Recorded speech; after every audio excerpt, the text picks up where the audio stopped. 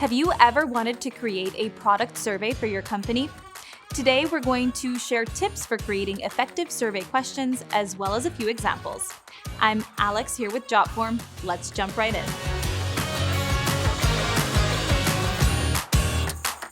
Product surveys can be extremely helpful for you and your business. They can help you develop products that people will want to use and continue buying into the future. The data provided by product surveys will keep your business competitive in the marketplace. So, what makes a great product survey? They are given at regular intervals. You can send out product surveys before the product even exists. Ask your customers what they think of an idea you have for a product, or ask them what types of products they'd like to see you create. This can help you figure out what your customers are interested in so that you can get the most out of your money and time. And remember, don't send out surveys one time. Customer attitudes can change over time. It's important to check in with customers regularly to see how their feelings have changed about your products. Next, good product surveys are brief, but not too brief. If a survey takes too long to fill out, people may opt out of completing them entirely. You need to reach a balance where the survey is substantial enough to get the information that you need, but short enough that people will actually want to finish it. You can do this by creating clear, easy-to-understand questions in your own words and by being mindful of the types of responses you're asking for. Are respondents using checkboxes, a rating scale, or Likert scale questions? Responses like these take less time to complete, whereas open-ended responses can take much longer. Next, good product surveys aren't polarizing. You should give more than two options for an answer. Customer attitudes towards a product are usually more subjective than objective. Their feelings about a product can't be explained in a simple yes or no. They usually fall somewhere in the middle. This also means that you'll end up with more detailed data. And finally, good product surveys supply actionable data. When gathering product feedback, you're trying to get data that you can actually use. The information must be searchable and sortable. You wouldn't gather data by reading one survey at a time. It's important to be able to search for specific keywords and phrases that give insight on how individual consumers feel about your product and business.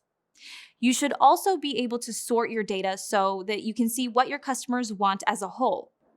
Now, let's talk about some questions that would be a great addition to your product survey. First, how likely would you be to recommend our product to a friend or colleague? This is an extremely critical question. The answer to this question helps you to figure out the Net Promoter Score, or NPS, of your product. The NPS gives you a quantifiable metric to measure the customer's experience with your product. You can gauge how your customers feel about your product and categorize those customers. Next, how frequently do you use our product? This question allows you to see how often customers are using the products that you sell. You can also see which of your products is performing well among customers and which ones are not generating as much excitement. Next, which features do you value most? Most products thrive on having multiple features, which can be a major selling point. If your product has features that enhance or take away from your customer's experience, this question will bring those things to your attention. This is also a great way for your company to learn about any unintended uses for your products. You may not have intended for the product to be used this way, but customers are happy regardless because the product helps solve yet another problem. One happy unintended consequence happened with Dawn dish soap when someone discovered that their product could actually be used safely to remove oil from animals affected by oil spills. Feedback like this allowed Dawn to better market their product. And lastly, are there other products you'd like to see? This can help you to come up with new products for your customers. The last thing you want to do is create a product that no one wants to use. Questions like these will help aid you in the development of products and ensure that people will buy them. So, here are a few things to keep in mind when creating product surveys. Give them out regularly, since customer attitudes are always changing. Keep your survey short but thorough so that you get all of the information that you need. Don't make them polarizing, as customer opinions are usually more nuanced than a simple yes or no. And make sure they supply actionable data that you will be able to put to good use. Here are some good example questions. How likely would you be to recommend our product to a friend? How frequently do you use our products? Which features do you value most? Are there other products you'd like to see?